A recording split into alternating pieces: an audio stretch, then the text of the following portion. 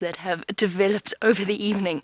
The wonderful things that you can see out here on a live safari in the middle of the African bush.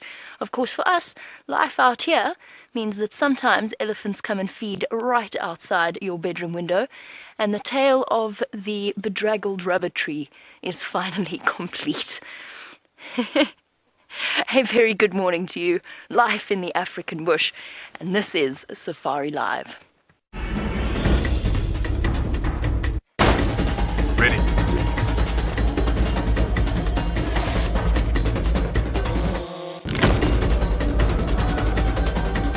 Standing by.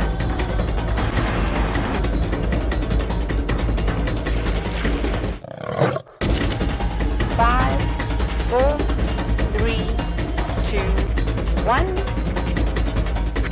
You are live, you are live. And on that note, a very good morning to you all. My name is Jamie and I have Jean-Dre on camera with me. Brent is heading out with Brian, and we have Jerry and Kirsty in final control. We're coming to you live from Djuma, Arathusa and Cheetah Plains Game Reserve in the Sabi Sand in the Greater Kruger National Park area of South Africa. Now, not only are we live, but we're also interactive, which means that you can send through your questions on hashtag Safari Live on Twitter, or you can email through to questions@WildEarthTV. And as we started the show, the crew of the DRC, which is the main camp, were visited last night by a herd of elephants, including one very tiny little elephant that had a marvelous time last night feeding on the rubber tree. And that is that. It is no longer resting upon the bathroom roof, taking down some of the lats that were leaning up against the wall as it came down, and fortunately narrowly avoiding all of the vehicles that were parked quite close by, as you can see. Here you go. Little minor trail of destruction, definitely could have been worse. And thus I think it ends the story, because of course we started with this. The tree was originally at that angle on the bathroom roof when an elephant came through and pushed over the gate completely. And it was still alive, it was still looking okay. I think unfortunately it is no longer salvageable. It's been completely de-leafed, and the trail of destruction is spread all the way through DRC and out of the gate. And we've got a lion roaring somewhere off in the distance towards Galagopan. And speaking of lions, I know that Brent would like to say good morning. He's also on the hunt for them. Let's see how his morning is going. Good morning and welcome to Safari Live. As you can see, I'm not moving my neck too much. Somehow I managed to sleep in an awkward position. That is why I have the hot thing on my neck. But it's not that bad, don't worry, I'm just playing with you. Welcome, my name is Brent. I have Brian and the controller of Brian, the thumb. And of course the thumb is dressed like it's any other work day, because whether it's Saturday, Sunday, Monday or Tuesday, we are out here in search of animals to bring you the best possible safari. Of course, the thumb is a hard taskmaster who keeps us on the go. He scolds us when we're off air, can you believe it? And also we have Rebecca joining us today. Rebecca, who normally spends her day looking at screens and watching us over the screens, is joining us for a safari. So Rebecca, I think Rebecca's going to be a bit embarrassed, but Brian, would you do the honors, please, sir? Let's say good morning, Rebecca. Rebecca. What I'm supposed to do. Swing the camera onto Rebecca. Oh, I see. Say hello, Rebecca. Look at her, she's blushing! Hello. And she's got a beautiful sunrise next to her. I do enjoy making people feel awkward, but as you know, we're on a live African safari. Rebecca is blushing live from the African bush. That male lion was calling not too far from here, so I want to get up to our northern boundary and see if we can find it. Finding animals by calls is one of my favorite things. It also gives me the opportunity to sit and listen to the sounds of the African bush, which is possibly one of my most favorite things to do in the world. In final control, we have Kirsten and Geraldine, and they're just all very jealous of Rebecca. But let's carry on. Lots of buffalo tracks around. Hopefully those lions have managed to catch a buffalo. And it is a bit chilly, and I very sadly forgot my mitts today. But I will soldier on. I have my Rwandan coffee to keep me warm.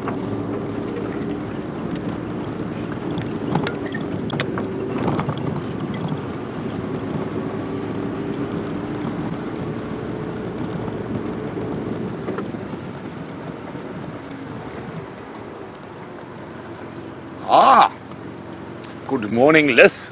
Liz says, good luck to South Africa in the opening, oh, no, not the opening ceremony. I think we might do well at that one. But good luck to South Africa in the Olympic Games. Apparently the opening ceremony is happening right now. Liz, you've definitely made the right choice to join us for the Bush Olympics today. And hopefully the heavyweights of the African bush will be out looking for gold medals on the Sunrise Safari. Liz also says hello to Brian, the Thumb, Brent, Jamie. I think she forgot Genre, but that doesn't matter. Genre is not that important. Okay, so now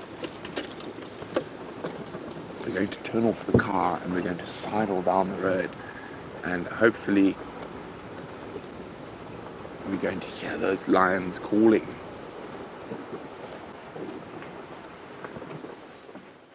So I'm just going to check down the road.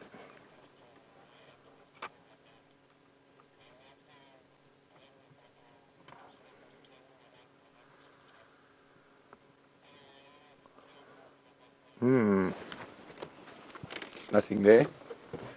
I should be on the game drive for a second. So the game drive radio is a very important tool while you're out in the safari, and it enables us to communicate with all the other vehicles. So if anyone finds something, we're able to rush there. Although, well, I prefer finding my own animals and then being able to go, stations, make your way towards me. I have a male lion, but let's, fingers crossed. Morning, taxi, I've done Gallagher shortcut. There was Ngala audio to the north and also sounded like more audio closer to Buffalo Cut Line around the Mvubu Tamboti Dam. I'm on Buffalo Cut Line heading east at the moment.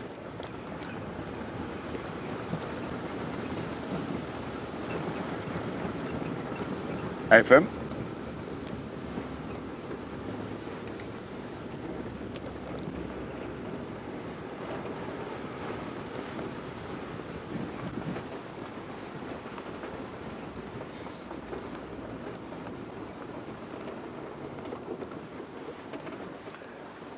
Copy, thanks, taxi. That's what I thought as well. I'd say Mvubu, maybe between the shortcut off Gallagher and the firebreak around there somewhere.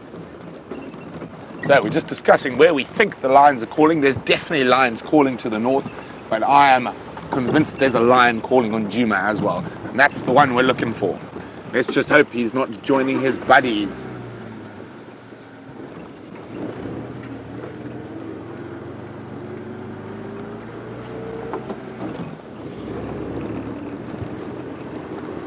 Now, not only is it the opening of the Olympics today, if we have any viewers from New Zealand with us this morning, I wish bad luck upon you. And it is, of course, the Super Rugby final, and the Lions are playing the Hurricanes after drive today.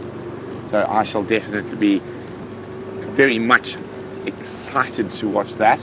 And of course, for me, the most important sport that is happening at the Olympics is the Sevens rugby. And it's going to be a very interesting race. I think the top contenders are Fiji, South Africa, New Zealand. And you never know, the Kenyans could come through as the dark horses. Okay, so this is where I thought the lion was calling from. So I'm going to check very carefully, maybe stop for a while, listen, but while we do that and sit silently and stare into space, let's go see how Jamie's safari is going.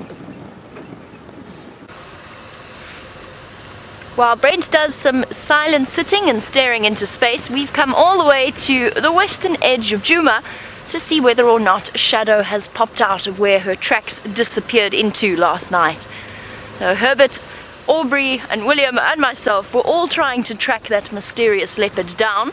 yesterday afternoon before I got thoroughly distracted by these amazing scenes at Red Dam. And for those of you who missed the sunset safari, we really did have some wonderful stuff to look at. Basically, there was a buffalo carcass in the dam water itself that we suspect was killed by the hyenas that were feeding off it, and they dragged it into the dam, which is relatively common behavior with hyena. They love to have water-soaked meals. But what it meant was that there were about 50 vultures all around the area, all patiently waiting. I saw movement in here. 2 dakers, I just saw a flash of something scuttling. I got excited, I thought perhaps Shadow had brought her cub to us. No, I don't. Oh, I do see them. Hello. Good morning. There it is.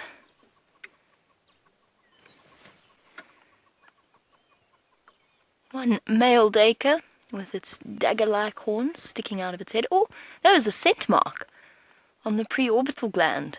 That wasn't a nibble or breakfast, that was marking its territory. There's that lion again.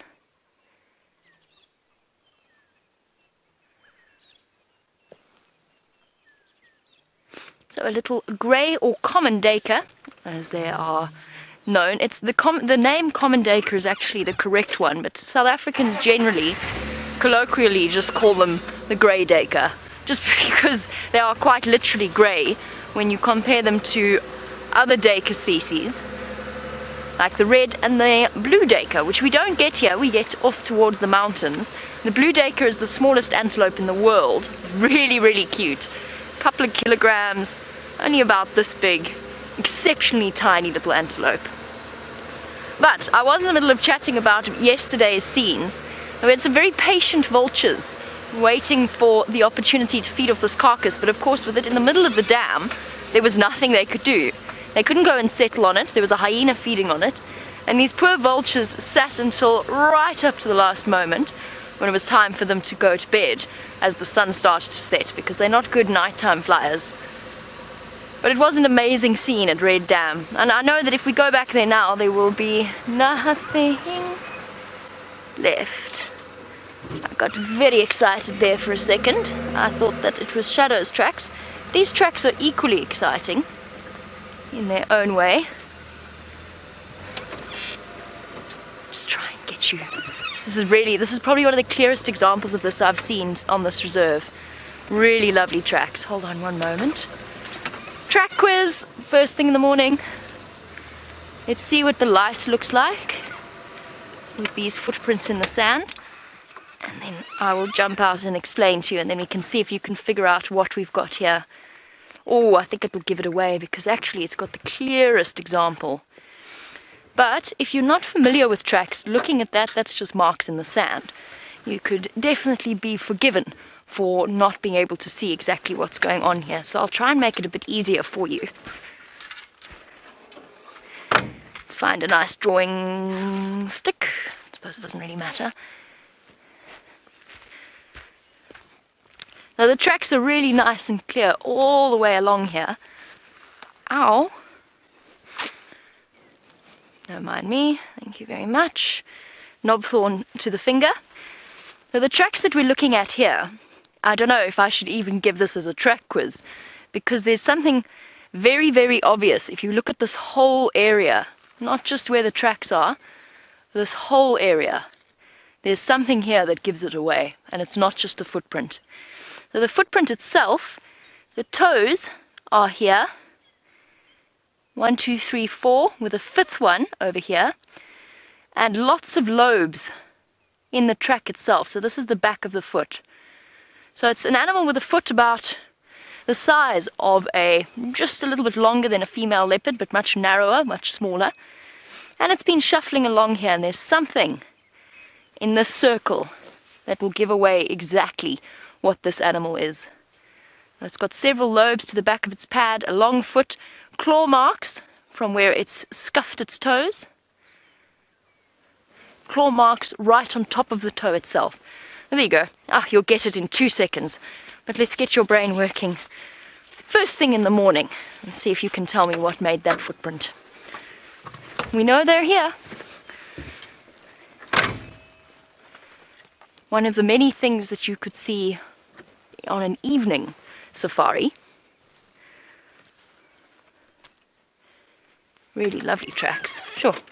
It's definitely the clearest example I've seen. It's just a pity the sun wasn't a little bit higher. But not Shadow's tracks, which is what I was looking for.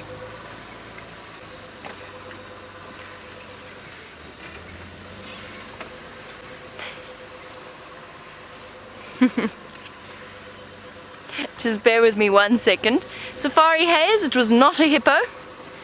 It is definitely not a hippo, unless it was the world's smallest hippo, in which case that would be very, very sweet to witness, because it would probably be a hippo about this big. That would be adorable. There was a hippo on this road though yesterday, outside of the water, watching us. In fact, I couldn't get past him. Apparently Brent is looking for me on the Game Drive channel. Brent for Jamie.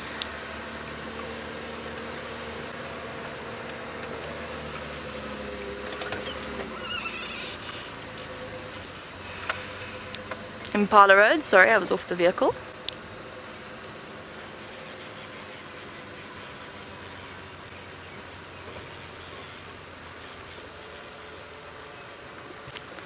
Okay, copy, no, you're welcome.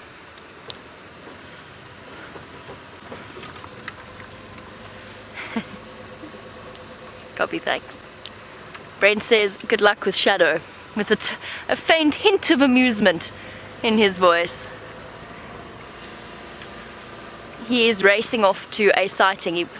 He was just checking to see whether or not I wanted to go ahead of him.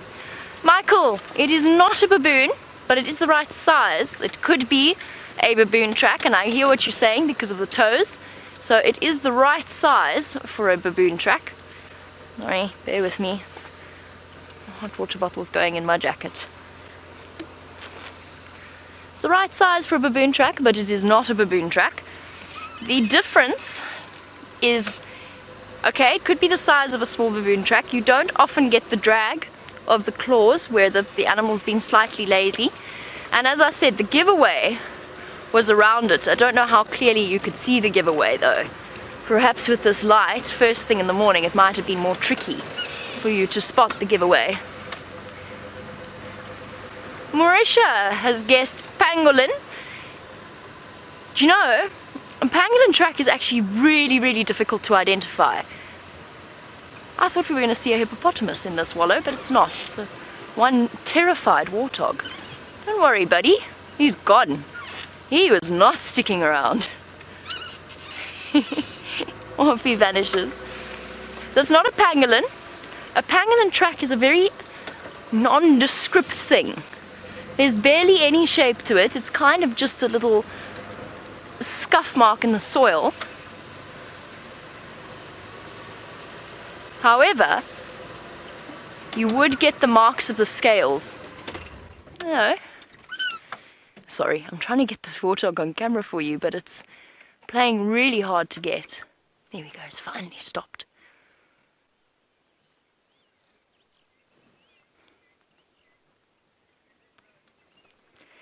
There we go.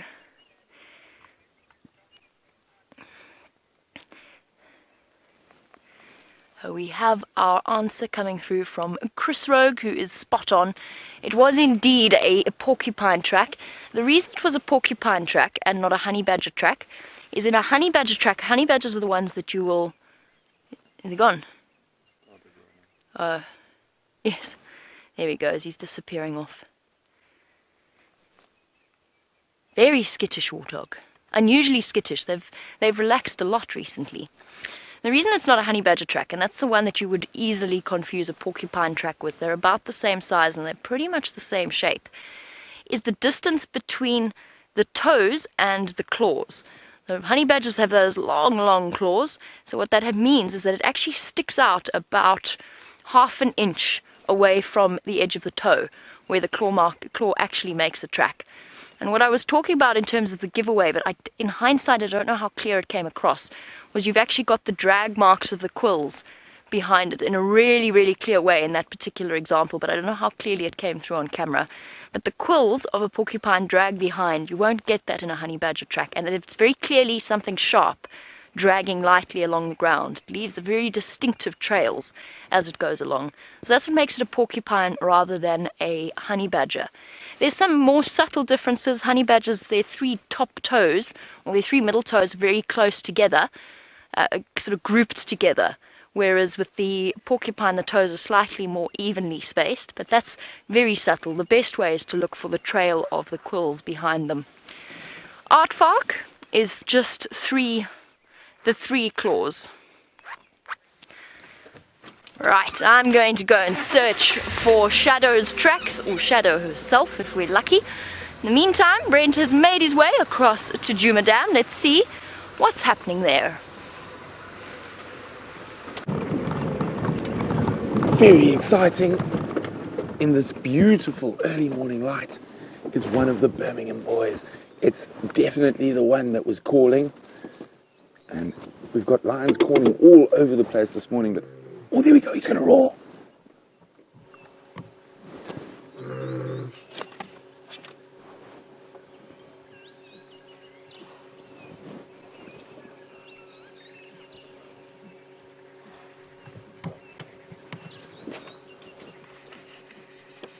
He's coming straight towards us. Got a little bit of a limp, and that's not unusual for a male lion.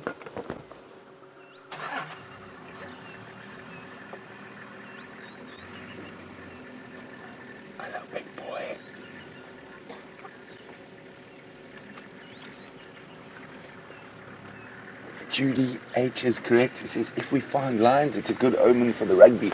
I agree, Judy. Look at that. I'm trying to figure out which front, left, that's a bit sore. But nothing serious. A bit hungry, but other than that, immaculate condition.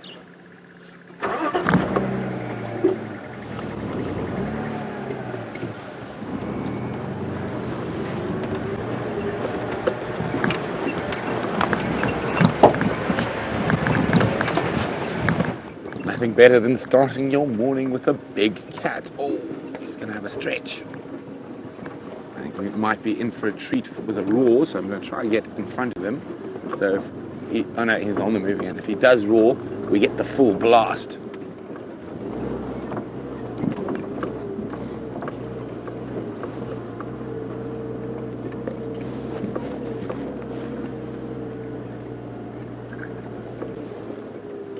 I hope you guys are getting some fantastic screenshots.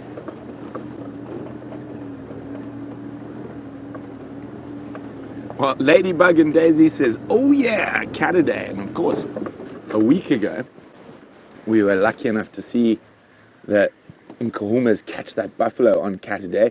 And it had been a very, very bleak Cataday up until the last hour and a half of drive. Oh, he's on a mission.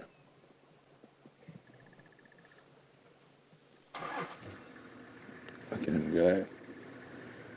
Where are you going to go to next? Now, male lions can travel incredible distance, and normally don't move more than about 8 or 10 k's in a night, but they're capable of doing about 30 when they really want to. It reminds me of a very funny story. So, I'm sure we've got some new viewers. Oh, that's the flock. There we go. So my mother was a top 10 tennis player in her time, and she has 2 Wimbledon titles, 2 US Open titles, and at the age of 23 she retired from tennis when she met a long-haired Zambian, my dad. And what happened was, on their honeymoon they did some of the fancy places, nice hotels, etc.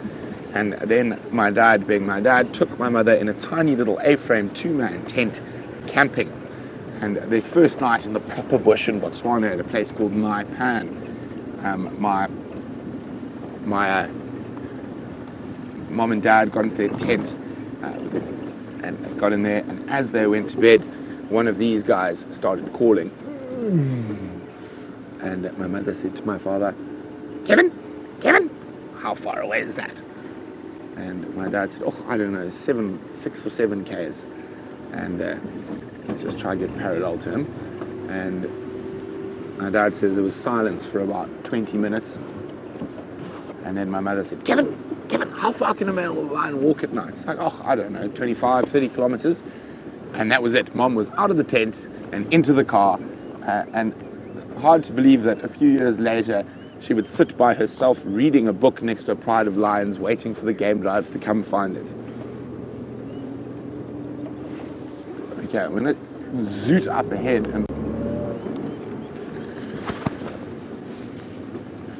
Oh, sorry about that. It seems like my microphone has fallen down inside my many layers of warmth. So if you hear some slightly disturbing noises, I apologize.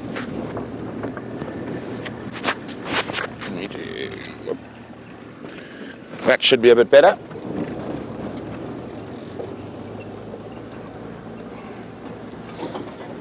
Where are you going to go from there? No, he's going to come this side of the bush. Is he? Is he going to change? I think he might walk right next to us. Oh, he's listening. Oh, he's beautiful. Hope you guys are getting some screenshots. I think he's definitely the best looking of the Birminghams. What do you think, Brian? I wonder if this is the one. I think this is the one some of the guides nicknamed the Hoff after David Hasselhoff. Also, I think some people call him Blondie, but I still think the Hoff is the best name. Oh, there we go. He's going to come right next to us.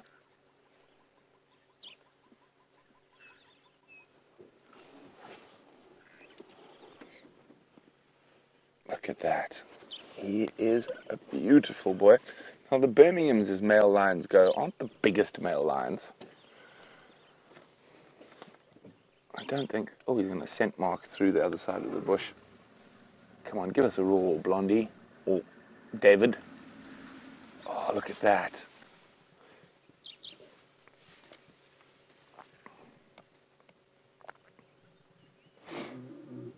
So he's doing quite a low contact call at the moment. Okay. Oh. And I've been lucky enough that growing up with the incredible childhood my parents gave me, I've never been scared of lions. I have massive respect for them. But so I've been looking at them since I was about 2 or 3 years old. Okay, we're going to try and jump up ahead of him again.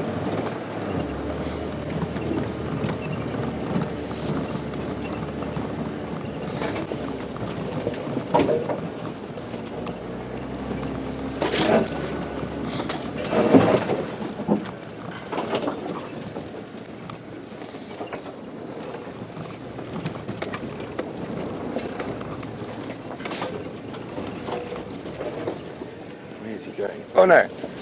Going to go a bit further to the east.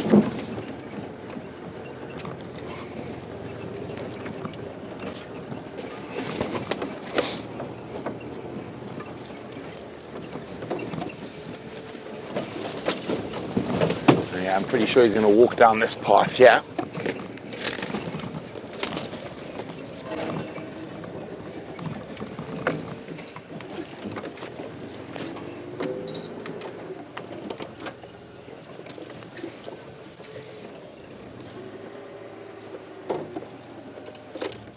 So I hope you guys are getting some awesome screenshots. Remember to share them with us.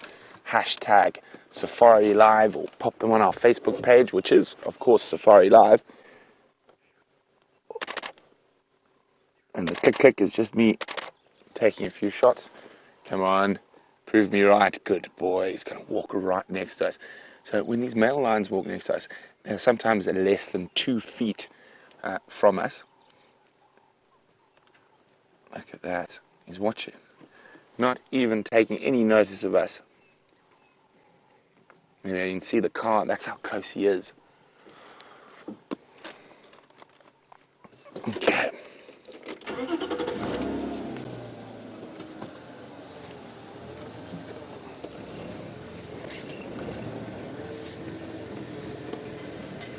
Now, he's going into quite a thick area. So we'll try to stick with him.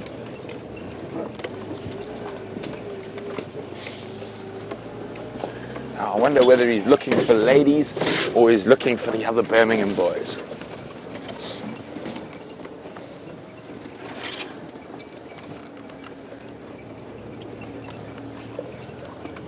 And so while we stick with this lion through the thicket, let's go back to Jamie so she can tell you how her search for the elusive shadow is going.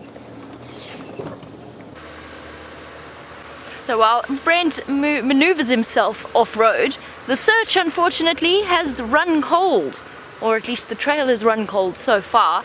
There's no fresh tracks coming out onto the western boundary of Djuma, so the road between Arathusa and Djuma, which is the boundary of, or close to the boundary of Karula and Shadow's territory. It's just a little bit to the east of where we are. So Karula, the 12-year-old leopard, that she is the queen of Djuma, so to speak. Her daughter Shadow is shuffling closer and closer into Karula's territory because Shadow's under pressure from unrelated females to the west of her. I've got her, yesterday morning we were sort of trying to unpack the mystery. Her cub went into Arathusa with Shadow. Shadow killed something enormous. We think a kudu, but we don't know exactly, but just judging by the size of the drag mark. That was then immediately nicked by the hyenas, who had obviously had a really good night not last night, but the night before, with their buffalo kill and with the kudu, although the kudu might have been a separate clan to the hyenas on the buffalo kill. So it's all a little bit confusing, because she definitely left her cub on Arathusa, but she hasn't come back to fetch her, which might mean that she's been relatively unsuccessful in her attempts yesterday for hunting. So Herbert had tracks where he was following her off the road, and he said he could see where she tried to hunt the Impala. She didn't succeed, and her tracks were moving through very, very fresh, but we're not entirely sure where she went from there. She's a mysterious cat, and we think she went into some really thick, this is from yesterday, she went into some really, really thick vegetation. Oh, this is hyena, never mind. There's a whole load of monkey orange in that block that makes life very difficult. So I'm determined now. I really want to try and figure out where Shadow has gone and what's happening. It feels like it's been a long time since we've seen her and her little cub. Okay. Trying to decide. There's no tracks crossing here, but she left her cub there. Which way to go? I think let's just check here, in case she did pop out and go south to Hoffman's. So we're lucky in that most of our traverse area covers most of Shadow's territory. However, she has been spending a lot of time to a property that is south of our boundary called Hoffman's. And she might have decided to wander through there.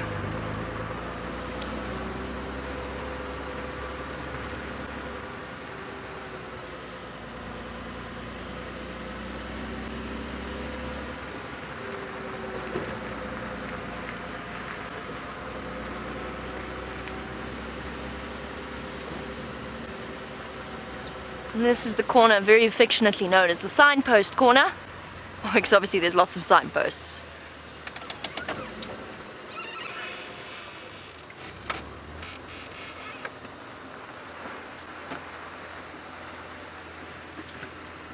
Now while we do a loop around this junction, which is one of Shadow's favorite spots, it's sort of a highway of leopards, Michael referring back to the start of our sunrise safari and the elephant damage that has occurred. New circle. No tracks. I hope nobody was watching that. That would have looked very funny. Oh, somebody was watching that. That's a relief. Michael, you want to know how big the gate is to the DRC and whether or not it is big enough. No, it clearly isn't. The last time an elephant tried to get in, it pushed over the gate completely and I had to open it up vertically to get in. Morning! How are you? Hi guys. How's it? You think Karula's that side? Ah, thank you. I think they've got them on Boyatella, but I'll find out now for you. Okay. I think Nkuma. Well, okay.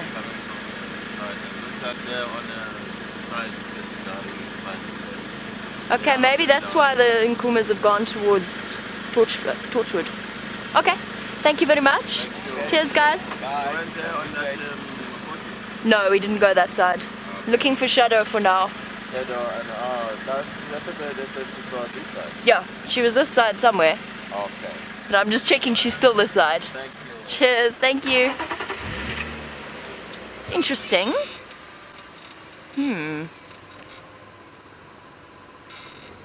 I just wanted to listen to the Game Drive channel. Seems as though the Styx Pride might have decided to come and pay us a visit. So the Styx Pride is a lion pride that we don't often see on Djuma, but they do occasionally make their way into this area.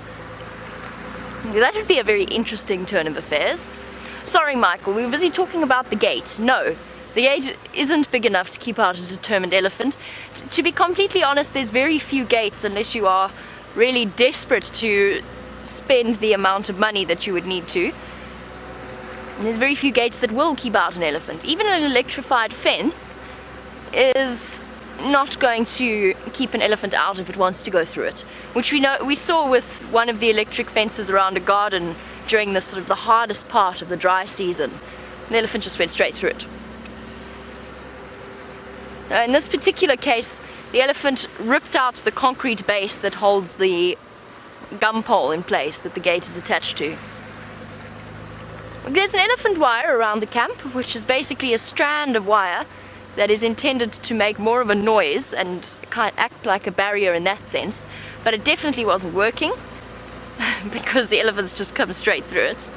There's no way to keep them out. If they want to come in, they'll come in.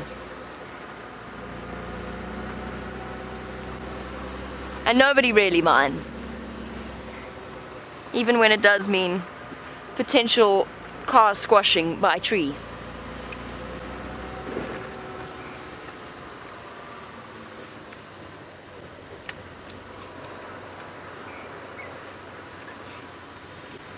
I'm sure you're wondering what's happening with that male lion, and I'm going to focus on searching for Shadow. Let's jump on the back with Brent and have a look at that magnificent boy.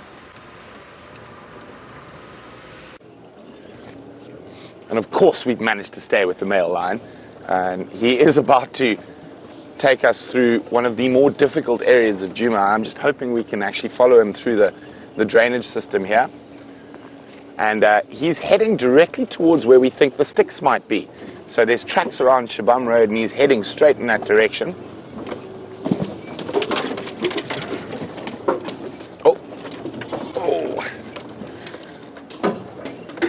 And he's on a serious mission, and that low contact call that he keeps giving means he's not shouting. He's not trying to tell someone far, far away where he is. Stopping for a scent mark on the spike thorn. And a listen.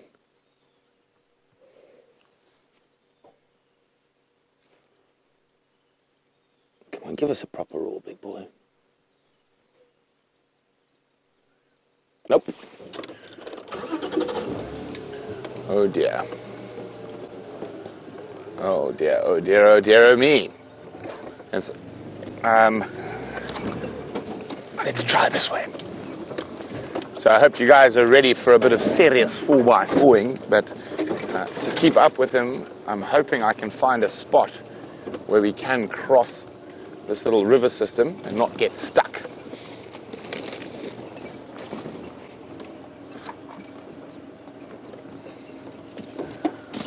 Oh dearie, dearie me.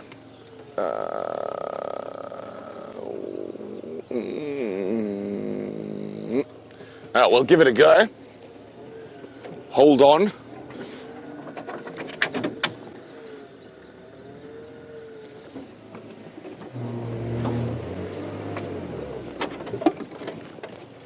As you can see, we're at quite a precarious angle.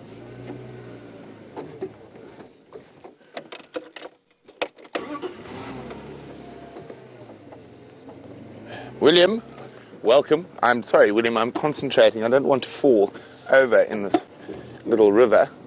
But William, it's his first drive, so welcome, William. William is, oh dear, that's exactly what I didn't want to happen. Problem is when you get onto 3 wheels,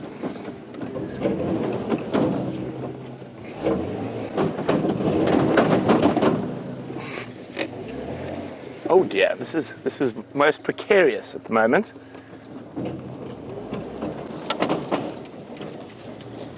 There we go. Success. Now we've still got to get through here. Where's my... There it is. Just in case, okay.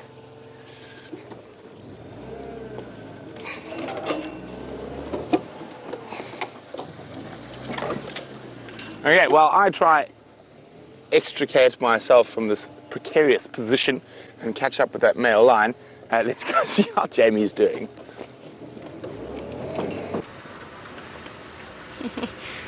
I've made sure to put myself close to the area just in case A, the sticks come past, and B, just in case Brent needs some help in extricating himself from what sounds like a, what did he call it? A precarious position. So we're on standby just in case he needs some help, although I think, I imagine that it'd be a long time before he called us in. He would try very, very hard, as we all do. It's that awful moment when you get yourself stuck, where you know you're going to have to call somebody and you try absolutely everything to get yourself out of it, because you know that once you call somebody, that's the end. You'll never hear the end of it for the next 2 months. Remember the time you got, and I know because I've done it myself. We've all done it. We're going to go... Wait, we were going to go and check Treehouse Dam. I'm just going to have a look at these little baby waterbuck for a second.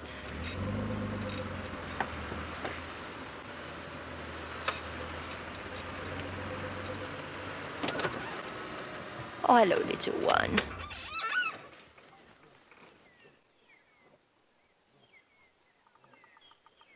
There's a lion roaring. Sorry, there's some sounds of lion roaring just ahead. Brent for Jamie.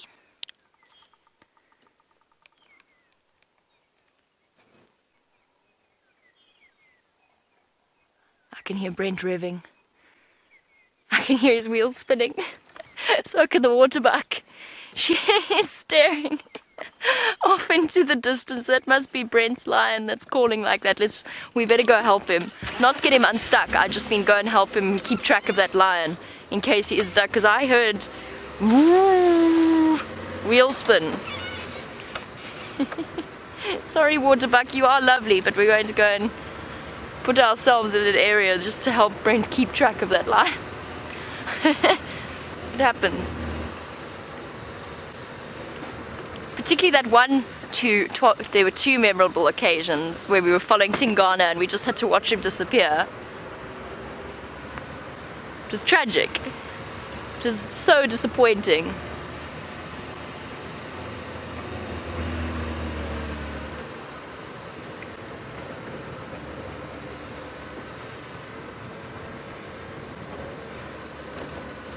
Now, it's unusual for the sticks to... There we go. It's unusual for the sticks to move around on the southern boundary of Djuma, but it is part of their home range. And of course it's the boundary that they share with the Nkuhuma females in this particular area. Sounds like the sticks went back into Little Gowrie. Sorry, I'm just listening to the Game Drive channel. The 2 prides might be related distantly if you go back and analyze their genetics. They might be sometime distantly related to each other. However, Cheryl would like to know if the sticks and the Nkuhumas would ever join together, since they have mated with the Birmingham Boys. And Cheryl, the answer is no. They've been separate, even if they did come from the same pride originally, or if they came from a pride split, which I'm not 100% convinced that they did. Even then, once a pride is split off into its different sections, they seldom come back together again, especially not, they're 2 very, very distinct units. So no, a lion pride is generally based around shared genetics. Male coalitions, they're less fussy about that sort of thing, but a lion pride will absolutely not travel down that route. It's all about their success is dependent on each other. They're devoted to each other. They'll allo-suckle each other's cubs. And as a result, they're very, very strict about who they associate with. Now, lion pride will always be related to each other, whether they are sisters, aunts, cousins, daughters, mothers, whatever it may be, they will be related to each other. Very, very unusual to find them joining up together with other, even once the split has occurred. Quite often the lionesses don't go back to their original pride. Sometimes they do, but it's very unusual. And every now and again you get one of those rare situations where the lions actually do join up together. I think it's Karula's tracks here, but they've been driven over. And I think Karula went down this road. Karula, by the way, has crossed south into Little Gowrie. There's a green pigeon.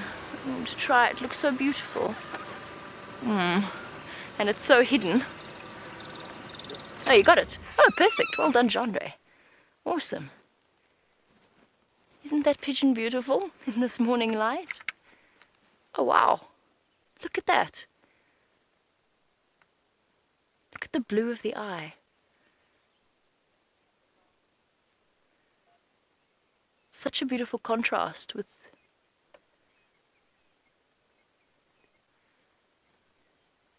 the blue of the sky and the green of the pigeon. Very, very pretty.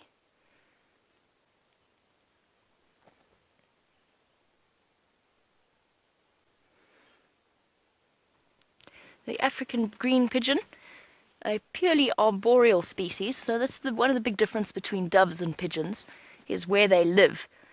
Our emerald spotted wood dove or our Cape turtle dove spend a lot of time, whilst they might perch in trees, they spend a lot of time wandering around on the ground, pecking at seeds, whereas African green pigeons are largely fruit eaters. I'm hoping he's going to call. Oh, no he's not, he's going to fly away. Fair enough. I think that Brent has done a marvellous job of managing to unstick himself. Let's go back to him and his male lion.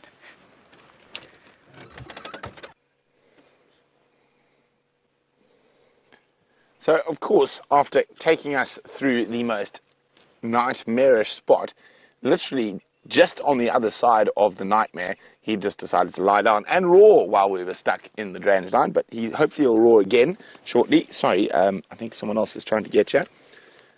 Standing by, oops.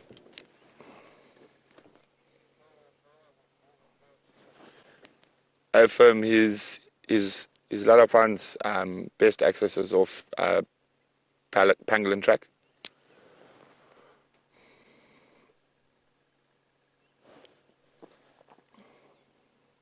Come on, give us a roar, big boy.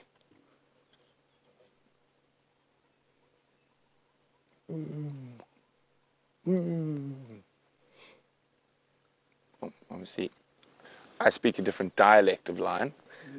Or maybe not.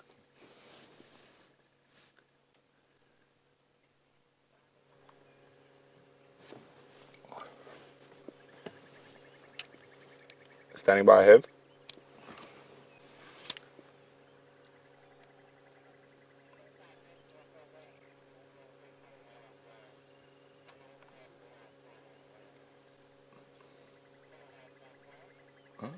Very interesting.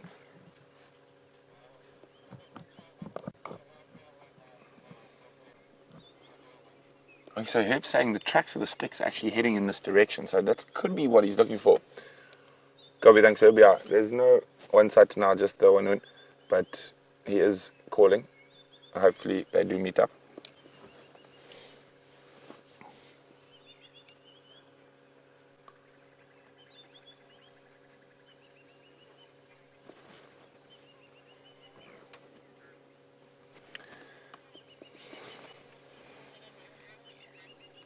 So Shamsan's wondering, do lions ever call that we can't hear? if you're far away, yes, and they do have those soft contact calls like that. And you probably have to be within about 400 meters with your car off to hear it. And that's the reason we turn off our vehicle so often on drive, even if we not with any animals. It's just to listen for those little signs in the bush. Ooh, where are you?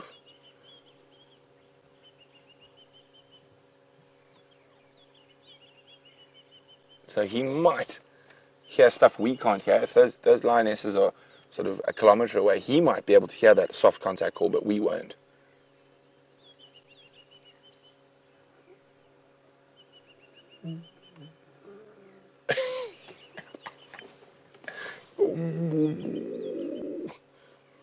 I'm sorry, big boy. The ladies are not performing.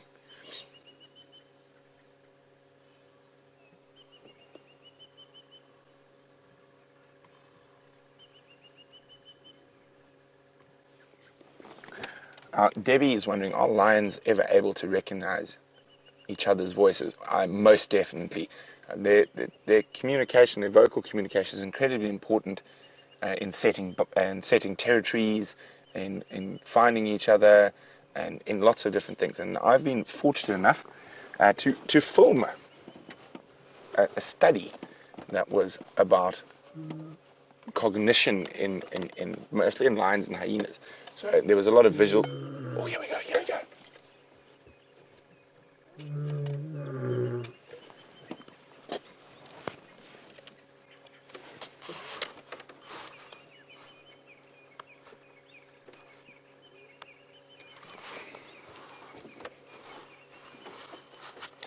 Come on, give us a roar.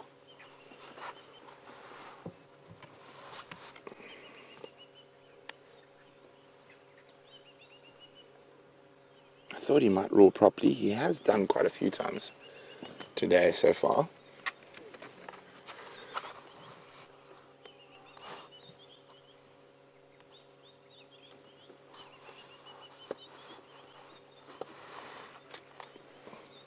Come on. I think he is definitely going to give a proper roar. Now, when we were on our northern boundary, we managed to hear male lions calling far to the east. And he's been responding to them, so let's hopefully he does it again.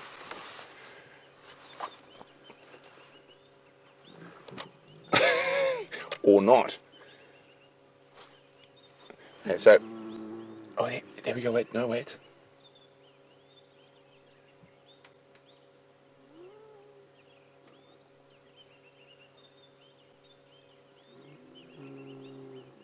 Now, lions will often be lazy when they roar, and roar from a lying position.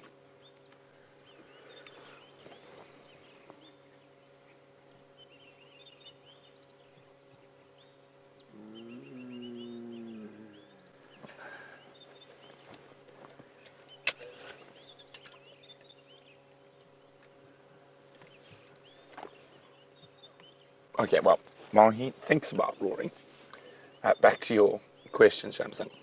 So I was talking about the cognition studies that we were part of, and I think it was run by, if I remember correctly, the University of Miami was doing those studies. Sorry, the game drive is very noisy. I'm just turning it off. And we did the visual studies with cardboard cutouts of animals, but we also did audio studies. So playing a lion roar that they recognized to them, and then playing a lion roar that they didn't. And the response was immediate. They can definitely tell the difference between voices.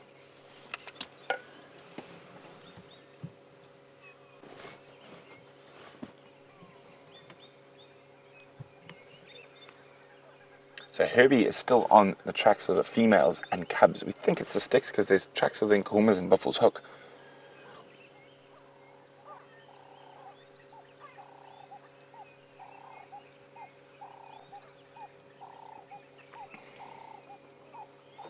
Now, doing what lions do best.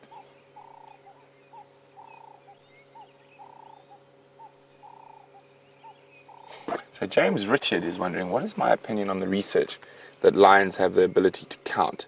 I wouldn't say it's counting as such, but I suppose it is a form of counting. They can definitely hear from vocalizations how many individuals are there and whether it's worth actually attacking. So if there's 4 lions calling against 2, the lions definitely know that there's 4. And I think they, to a degree, they can also tell age and attitude from a roar. So sometimes you'll find one male charge in on 4 males calling. They could be young males, maybe their voice doesn't have quite the timbre when they're younger. And we saw that with these guys when they were younger and the Matimbas.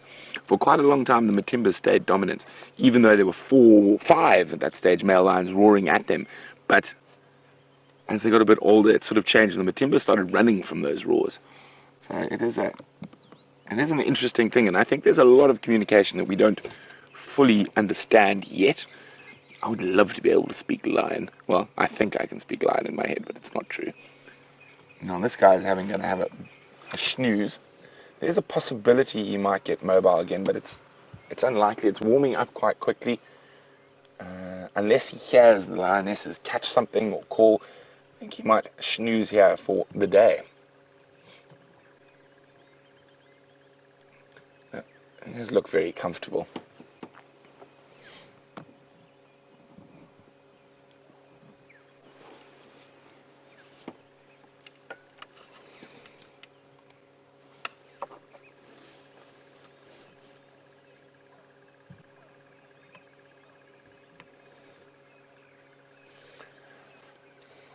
A very warm Safari Live welcome to Kathy in Tennessee.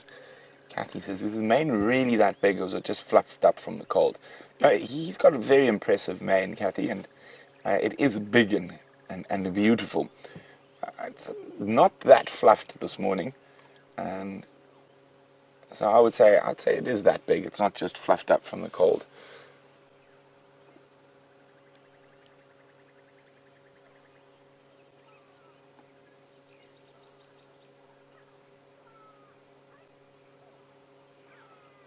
Oh, there's some go-away birds alarm calling.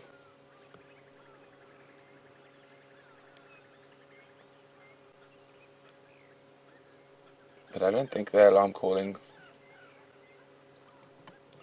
No, it's not a cat alarm call.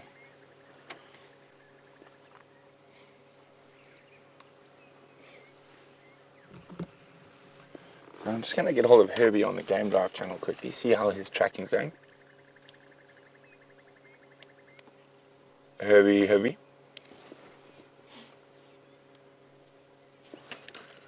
Herbie, any luck with those in console?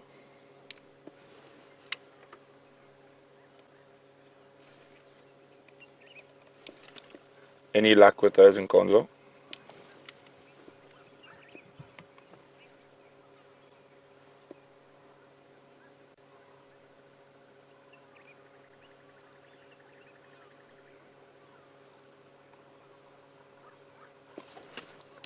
Gabby, thanks very much. So, not far from us, probably about 700-800 meters, Herbie's on foot, following tracks of cubs and females that we think are the sticks. Oh, sorry, Aubrey's coming to join us. Yeah, Aubs, keep coming.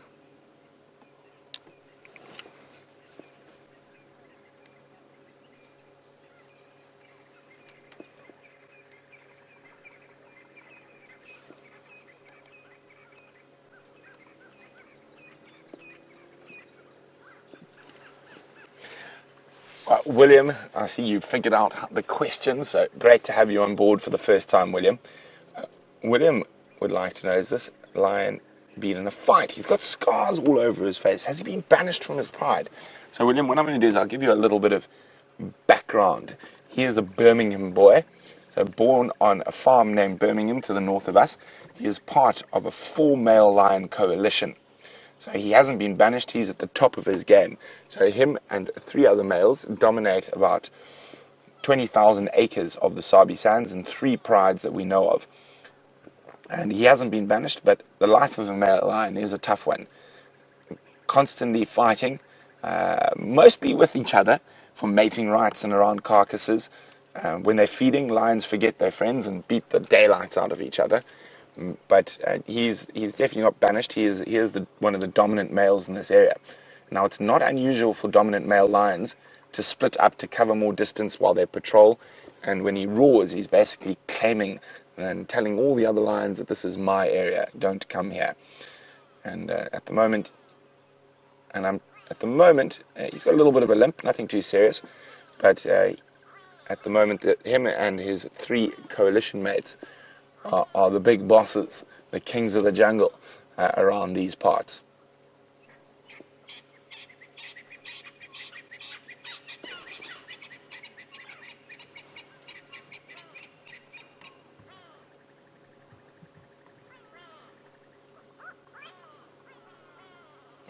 Here all the go-away birds. Come here, come here, come here.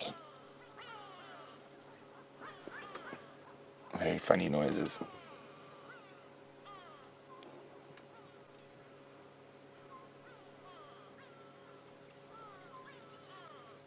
Can hear quite a few birds this morning. Oh, there's a beautiful call in the distance. I don't know if you can hear it, that popping call. Boop, boop.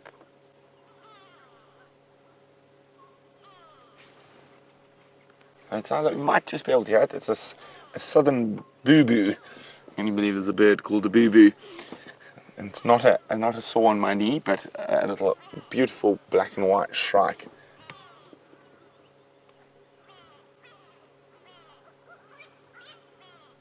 Of course, I think the most dominant sound is the go-away birds. Go away!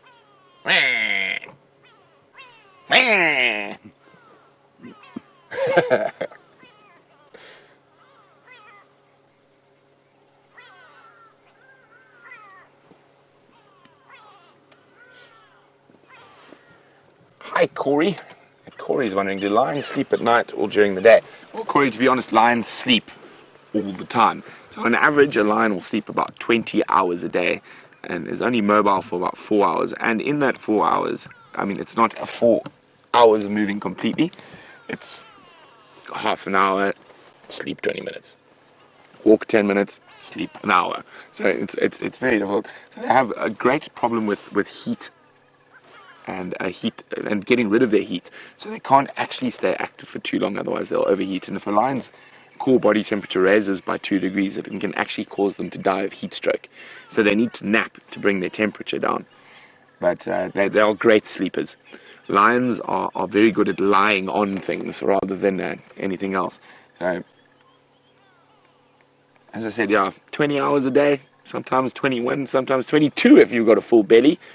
But they are very, like most cats, are very, very, they conserve their energy well. It's probably the best way to put it.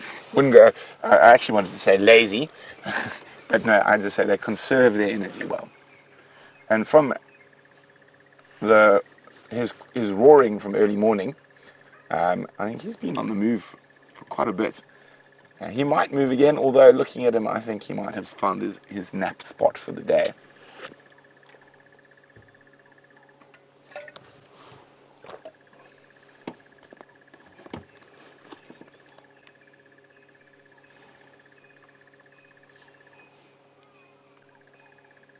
There's a crested barbet calling as well.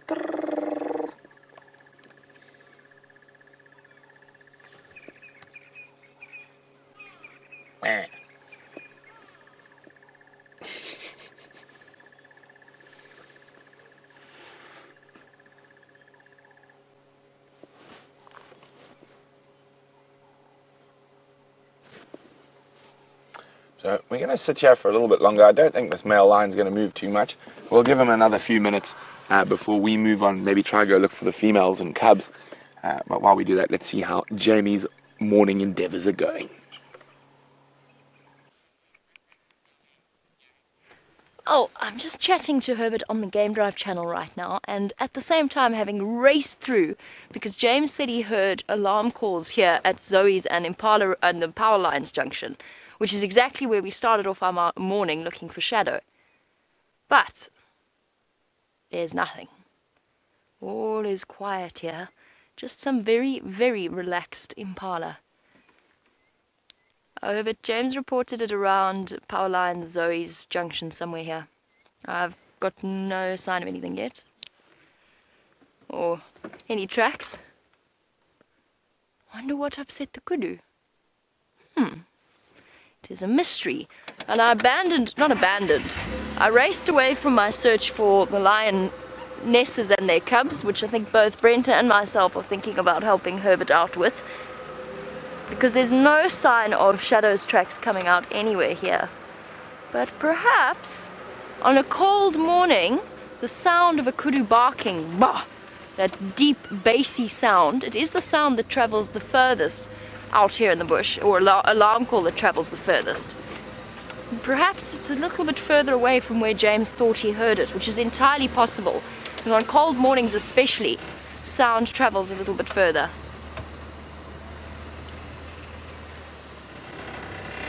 There's some very relaxed looking Impala. And this ram doesn't really look like he has a care in the world.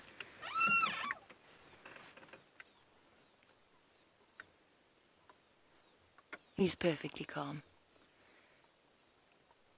Some cisticulars calling.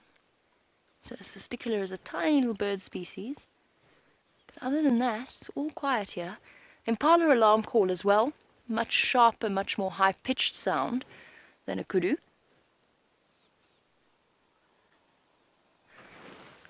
I wonder which side of the block it was. A mystery. The mystery continues.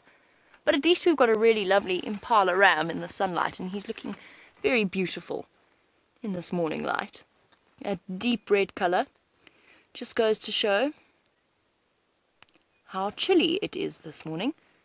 And it is actually a chilly morning. We've been so distracted by what we're doing, we haven't noticed. But it is a relatively cold August morning. But the nice thing about August is that the temperature heats up divinely, very quickly. You know, after your first chilly hour in the morning sunlight warms you up. It's time for a jolly good groom. Now the bottom teeth in an Impala's jaw are loosely set, so they form a comb-like structure that they can sift through their fur, picking up any ticks and any other external parasites, which is why Impala always look incredibly well groomed. Of all of the antelope, I think they're probably amongst some of the most fastidious. And it also helps that they groom each other, which is relatively unusual in large herding mammals.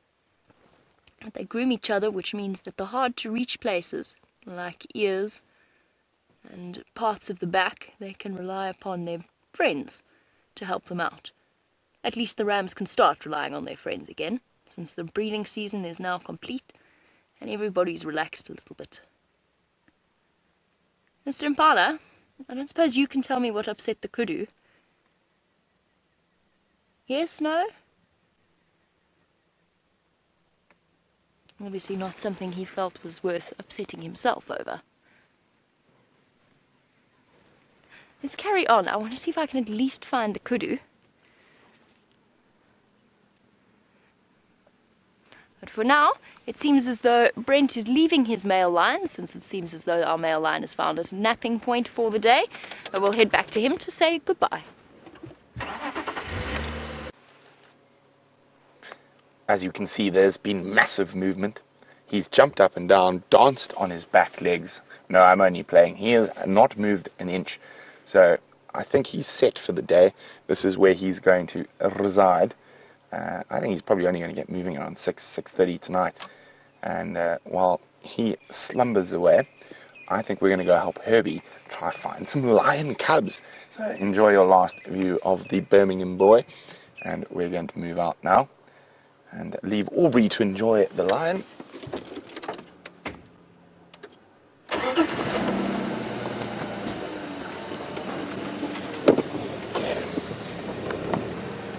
Look, there's a large stump behind us that we do not want to drive over. Fortunately, we are a few meters from the road. Brian, am I going to crack? I'm fine. Oh, there we go. So we don't obviously have rear view mirrors in these vehicles, so our rear view mirror is our cameraman.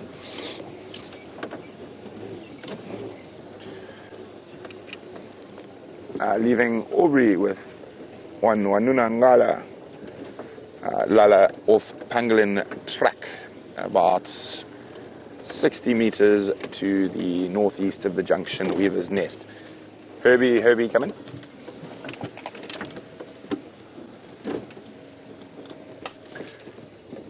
Herbie, where would you like me to check for that Wansati and Mampimpan?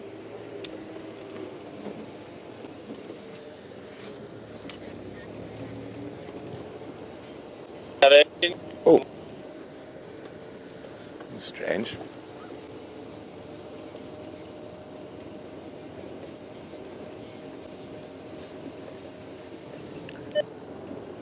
Copy, thanks very much. I'll check twin dams from Chelepan to the south. Okay, so last tracks of those lions and cubs seem to head into this area just to the south of us. So we're going to go check on Twin Dams Road, see if they pop out. Otherwise, you might have to go for a little walk, go catch a lion cub by its tail. No, I'm only joking. That is one way to end your guiding career quite quickly, tackling lion cubs. Now, it reminds me of a very, very important thing to me, and that is the cub petting industry as such. So a lot of people and a lot of places out there in Africa say, come volunteer with us, come have a photo with the lion cub. And that industry is incredibly, incredibly dirty. There's no other way to describe it. And those poor animals are often very heavily mistreated. And to keep cubs coming out, you have to literally farm cubs. And an animal like a lion has got a very, very short gestation period. So you can get a female lion to produce multiple sets of cubs by just taking her cubs away. And then as soon as those cubs get to around a year old, they're too big to cuddle and to play with, and they actually can eat you. So, and they'll then put into various very nefarious places for nefarious uses. So just be very careful about anywhere that offers the chance to hold any form of predator cub or any form of wild animal. And if you truly love wild animals, the best place for them to be is in the wild.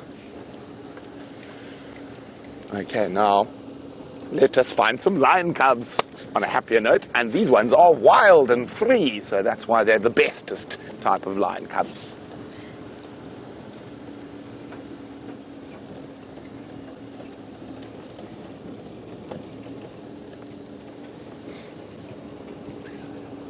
Now, this is a very clever question. Moy Nadine is asking, what is the difference between an Indian lion and an African lion? There is some genetic differences, very slight. So most lions, I think there were like 14 subspecies of lions described, and most of those subspecies have been whacked down with genetic research. The very interesting thing about the Indian lion is there's one group who think they are naturally occurring Indian lions in the Gir Forest National Park, and there's another group of people from certain genetics that think the Gir Forest lions might be escaped menagerie lions. So there's about, I think, 700 or 800 lions in India. So most sultans and rajas used to keep menageries, and they had giraffe, they had lions, tigers, etc. So it's very difficult to know that those lions might actually be an escaped population of menagerie lions that have gone wild, but the genetic research will tell us whether that's true or not. I think they probably are an indigenous wild population of lions. I mean, lions used to occur the whole way through modern day Europe,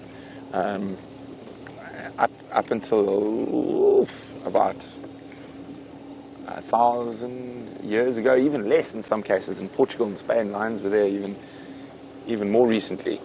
It's very, very interesting, and the genetics is gonna solve it. Okay, so we've got good news so far, and the good news is that is a wild dog track. What? Oh yes, they were here. Yes, I was like, what wild dogs? I get very excited with wild dogs, But I remember they were here yesterday, so it's an old track.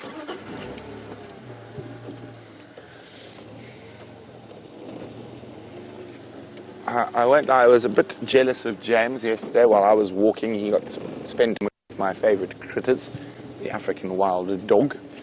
Okay, so far there are no tracks coming out, and that's good. That gives us a nice small area to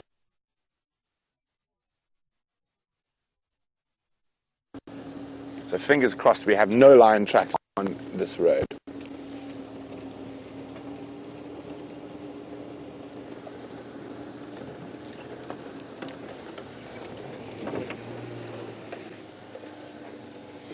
That is very good news. Very good news. No lion tracks.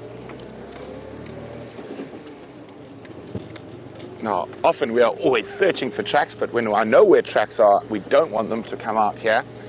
Now, if this is the sticks, this will be the first time we've seen the sticks on Djuma in many, many moons.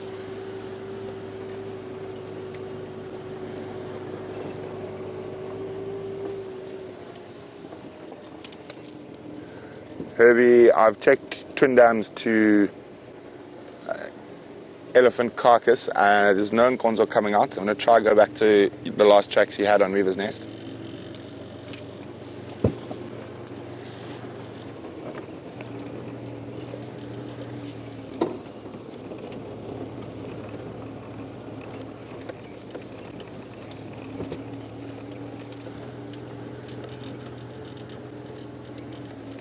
I came from Chelepan and headed south. There's no Nkonzo. So I'm on elephant carcass now, and then I'm going to go on to Weaver's Nest, check last tracks. Okay, so sorry, just chatting to Herbie, we're trying to figure out exactly what's happening with these lion tracks. Now, I'm going very slowly, as you can see, to make sure I don't miss any tracks while chatting with everyone out there. So we're having a live chat about lions. We've already had one male lion, and we're hoping to have some cubs. Justin is wondering whether a lion bred in captivity can ever be released into the wild.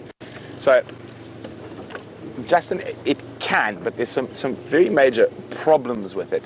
Firstly, that lion has lost its natural fear of man.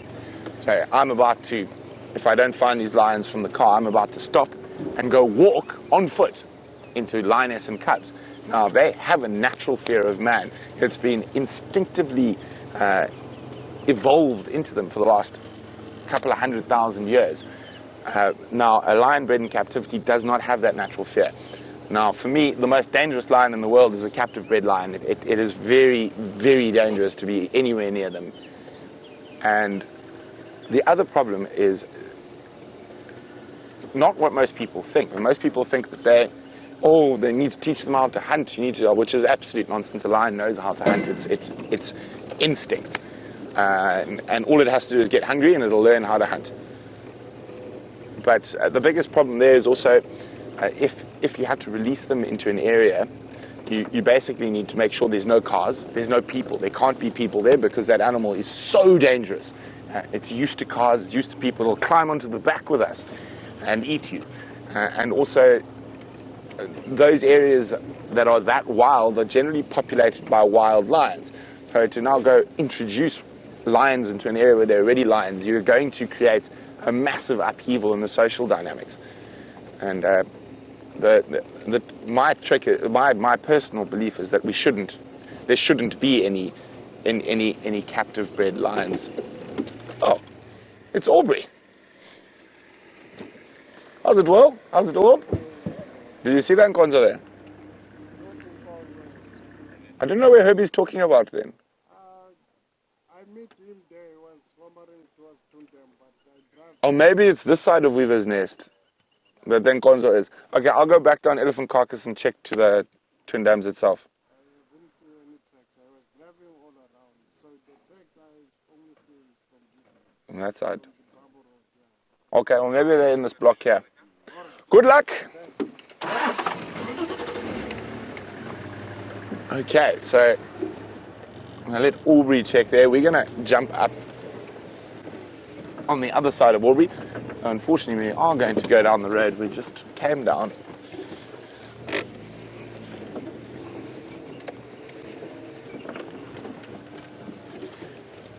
So we're incredibly fortunate that every day we get to play the big game puzzle and try to figure out where all the animals are moving. And speaking of someone who's puzzling, let's go see how Jamie's shadow puzzle is going.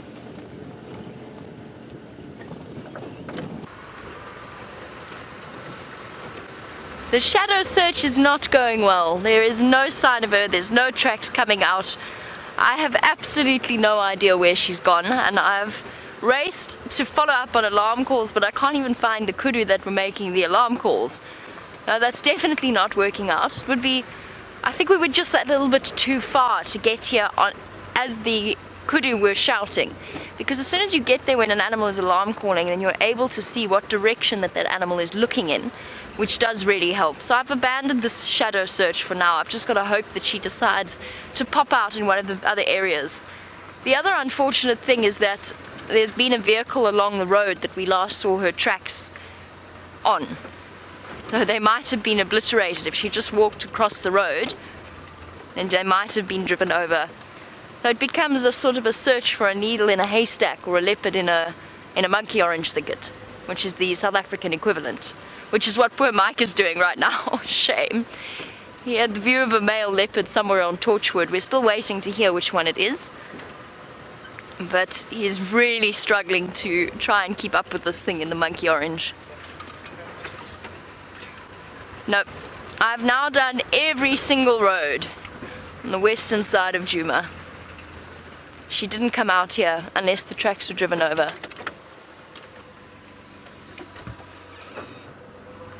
Please stay, little one. There's a little bush... Ah. There was a bushbuck hiding behind a duiker, but the duiker panicked and the bushbuck ran off. And we don't often get to see bushbuck.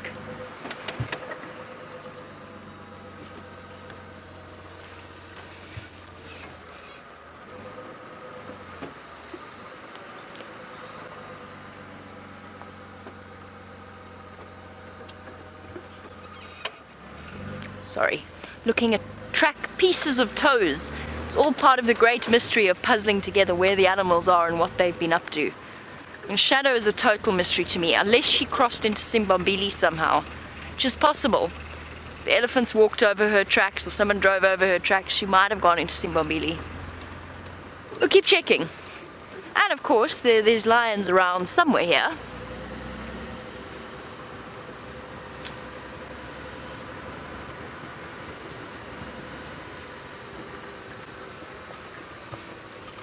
And a warm welcome to Jason. It's lovely to have you on board once again. On the subject of our mystery leopards, silly Impala. They're rutting still. Wait, hold on. This might be quite fun. They're running. Are they rutting? Why are they? Oh, no, they have relaxed again. Sorry, Jandre, I know you can't see them. They were just trying to pick a direction. They were running straight towards us at one point.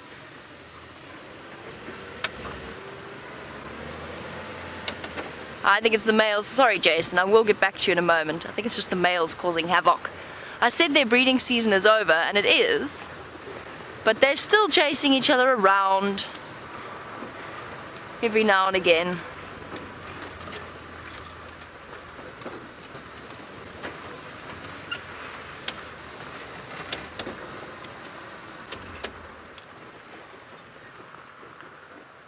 There we go. Oh, this is awesome.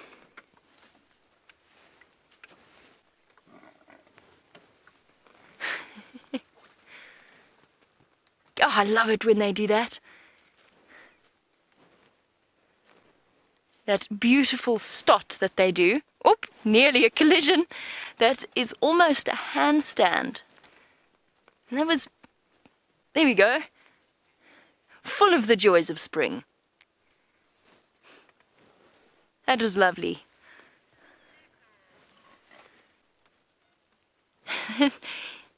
That, handstand-like motion is what's known as stotting, and it's a way of showing how... There we go again.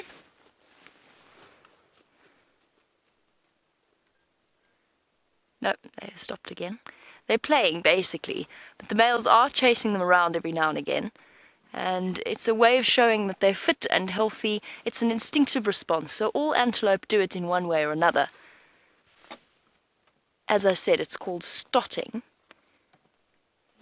And springbuck do it in a very special way. They do something called pronking, where they arch their back and they draw their feet together as they jump. Impala do handstands, and I've seen them they almost look as though they're going to break sometimes, because they're such fragile-looking creatures at the best of times. When they do that dancing handstand-like motion, it looks as though they're going to snap in half.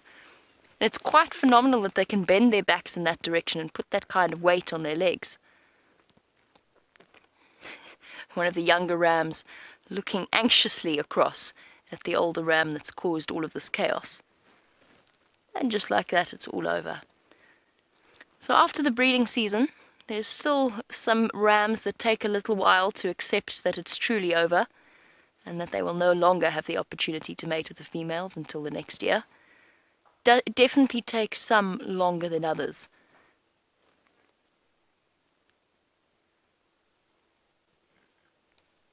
He's still grunting every now and again.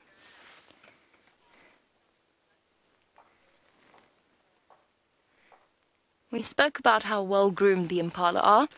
Joanne in Canada wants to know what they feel like. Is it soft to the touch?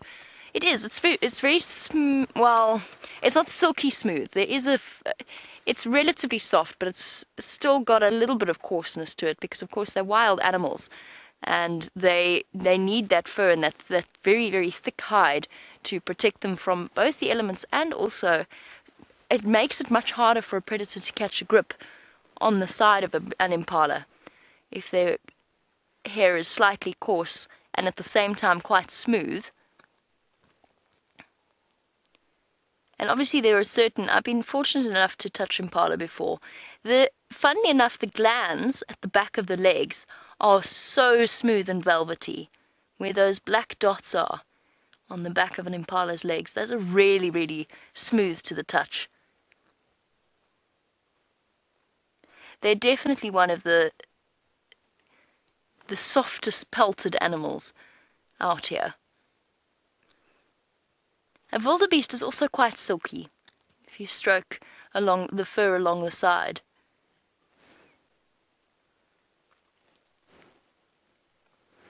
There's something...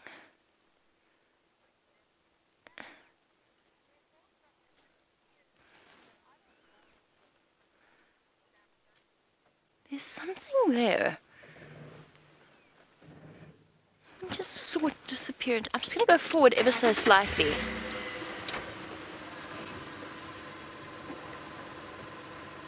And I think I just saw a genet disappear into this patch of vegetation here, bizarrely, which is very unexpected. But I don't know where it went. Sorry, Jandre. It was where that broken branch is. If you look just at the top of your screen, a bit further to the top, yeah, there. It was around there. I just saw something slide through the branches. No, it's not a genet. It's a monkey. Sorry, I just saw motion. It's a monkey. You got it there. Well done, Jandre. If you've spotted that, I'm very, very impressed. If you go down a little bit, there... Is it on the ground? Playing very hard to get. Well done, Jandre. Very, very impressive. I just saw a flash of white. I thought genet for some reason. Although it would have been very unusual to see a genet here. It's only because I know Karula was trying to hunt one in this area. I think that's why my mind went genet. But it's not a genet, it's a vervet monkey. And Jandre's done an amazing job of finding it, because it's next to invisible to me. And now it really is next to invisible to all of us.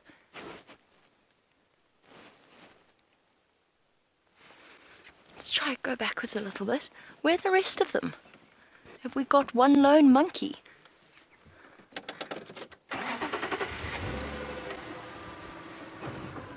Jandre, can you, I know it's sort of into the sun, there's a bird at the top of this jackalberry. No, it's going to be impossible for you. It's disappeared now. Oh, there's a monkey. Our monkey is not all alone. I did wonder at that. They've been so quiet. And well hidden. Completely missed them initially. Bouncing about the branches. Let's go back a little bit. It'll make Chandre's life. Well, actually it won't because of the sun. Let's go forward a little bit. There we go. Come out into the open. Now the jackalberries have just started fruiting. So that's what these guys are after. Some of them sooner than others. And this is a time of plenty for the vervet monkeys, the various birds. In fact, this is a time to go and sit at each jackalberry with binoculars and just watch what's going on around you. One of my favorite trees with its dark green leaves and its dark bark. And that's exactly what our monkeys are after.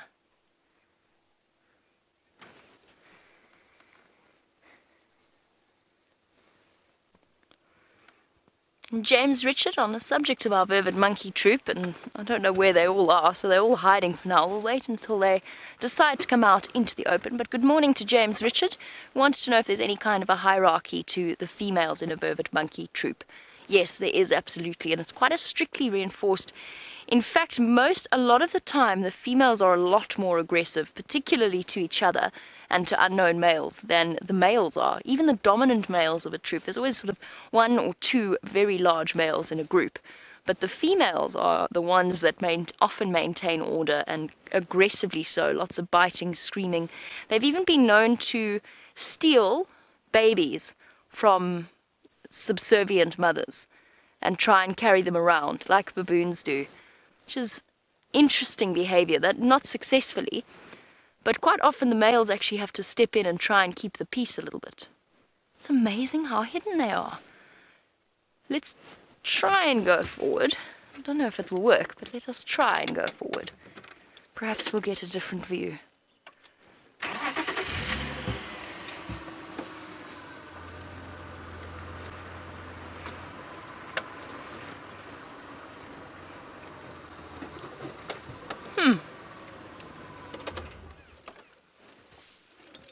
Aha. Hello, little monkey. I think they've been hiding from us. They're actually not a very habituated troop. They're trying to remain subtle and hidden away. You have to admire their agility. I wish I could climb like that. VM and I actually had a very weird conversation, but I stand by it, that if we could have tails, there you can see the fruit actually, by the way. Those round blobs of yellow, they're not ripe yet, but that's what the monkeys are after. Oh, quick aloe grooming session.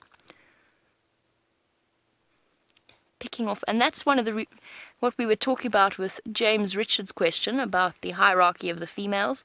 That's one of the big ways that hierarchy is established, and how social bonding is maintained, and how sort of submissive monkeys can earn favor or curry favor from the more dominant monkeys of the group. Picking through, grabbing ticks, mites, anything that they can find, fleas. But where I was going with the VM conversation was, VM and I once had a conversation about the fact that if it were normal, it would definitely have a tail, definitely choose to have a tail that is as dexterous as a vervet monkey's. Just think of all the things you could do with it. Helping to climb things, holding that cup of tea when you're trying to open a door. A tail like that would be so useful. I know it's a weird thought. But these monkeys use their very, very nimble tails for lots of different tasks. It's almost but not quite like having an extra limb.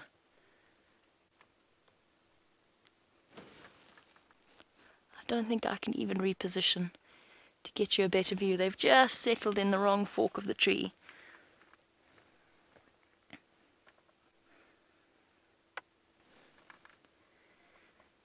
And Shamsun, says, isn't there always one monkey on the top of the tree keeping watch as a sentinel?